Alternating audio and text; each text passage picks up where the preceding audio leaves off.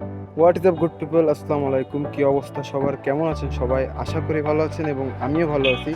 এখানে যেটা হয়েছে, এখন সকাল 9টা, মেবি 9টা বাজতেছে। আর এখন হচ্ছে আমি যাব হচ্ছে এখন আমি আসছি হচ্ছে সাচিবুনিয়া বাজার। আর এইটা হচ্ছে সাচিবুনিয়া বাজার। আর আমি এখান থেকে যাব হচ্ছে পটিয়াঘাটা। সামনে পটিয়াঘাটা একটা জায়গা আছে, সেখানে যাব। সকাল ভোর হয়ে গেছে, বাট অনেক বেশি ঘোরাঘুরি করতে ইচ্ছে করতেছে। সেই জন্য সকালে উঠেই আমি বটিয়াঘাটা যাচ্ছি। Let's go for cinematic view.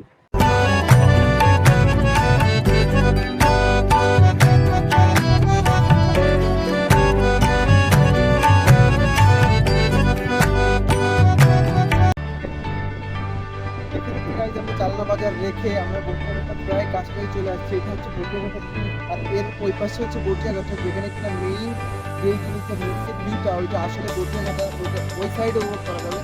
But আমরা এখানে আছে, এইখানে এইখানে একটা পুরোনো একটা সেই জায়গা এই জিনিসগুলো দেখার মতো। আমরা এখানে আর কোনো দেখা নেই।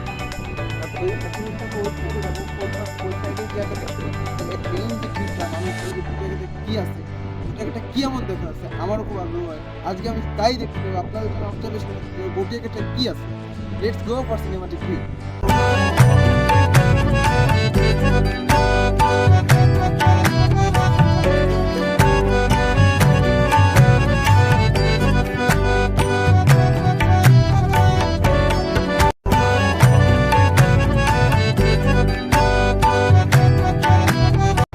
তো গাইজ, আমরা এখান থেকে যাচ্ছিলাম, বাট বটিয়াঘাটা এলাকা এত উন্নত, এটা আমার আগে কখনো জানা ছিল না। আমার সামনে যেটা দেখতে পাচ্ছেন, Batiaghata technical school and college Batiaghata, এটা এত উন্নত যে আসলে আমি অবাক যে পটিয়াঘাটার মতো এলাকায়, পটিয়াঘাটার মতো একটা অঞ্চলে এমন একটা আপনি স্কুল দেখতে পাবেন, যে স্কুলটার ভেতরে আমি হয়তো যেতে পারতেছি না, আপনারা দেখাতে পারতেছি না, বাট বাইরে থেকে ভিতরে ঢুকতেও কঠিন। যদি টেকনিক্যাল ইঞ্জিনিয়ারিং, যেটা ইঞ্জিনিয়ারিংয়ে পড়ে, এটা মেবি তাদের জন্য। তো let's go for cinematic view.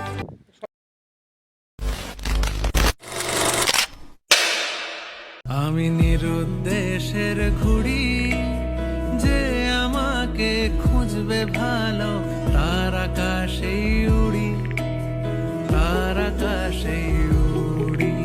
আমি বাউন্ডুলে ঘুড়ি, যে আমাকে বাসবে ভালো, তার আকাশেই উড়ি, তার। সেই ঢেউটা আসলে কত প্রশান্তিদায়ক সেটা আপনারা জানেন। এখন আমি সেই ঢেউটার জন্য যাচ্ছি। ওই জায়গাটা আসলে অনেক সুন্দর। আমি আগের বার ওই সাইডে ব্লগটা করতেছিলাম, আজকে আমি ভাবছি কি আমি আজকে বটিয়াঘাটার এই সাইডে ব্লগটা করব। যেটা আপনাদেরকে আমি বলেছিলাম যে বটিয়াঘাটার এই সাইডে আমি এখন আসি না, আমি ওই সাইডে ছিলাম, বাট এই সাইডে এখন আসছি। এই সাইডটা আসলে অনেক সুন্দর, এই সাইডটা দেখার মতো একটা জায়গা। এই দেখেন নদীর ঢেউগুলো একটু দেখেন, নদীর ঢেউগুলো একটু দেখেন।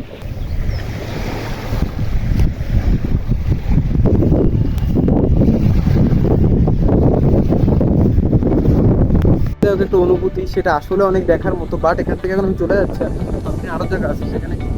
টাইম অনেক শর্ট গাইজ, এই জন্য কিছু করতে পারলাম না এখানে। আমার মনে হয় আরো খানিকক্ষণ দাঁড়াই, কিন্তু সেটা আসলে অসম্ভব একটা বিষয়। এখান থেকে আমি যাব হচ্ছে বটিয়াঘাটার ওই সাইডে আর একটা ঘোরার জায়গা আছে, আমি সেইখানে যাব। Let's go.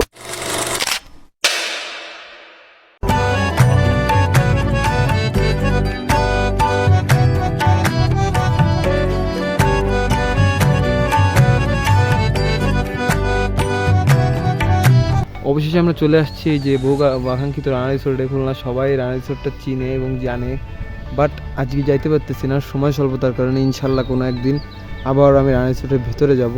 যেহেতু আগে পরে গেছি, তবুও আজকে আপনাদের দেখাতে পারলাম রানা রিসোর্টটা। ইনশাল্লাহ আমি আগামীতে রানা রিসোর্টের ভিতরে ঢুকবো, কিন্তু আপনাদের রানা রিসোর্ট নিয়ে একটা আলাদা ব্লগ বানাবো।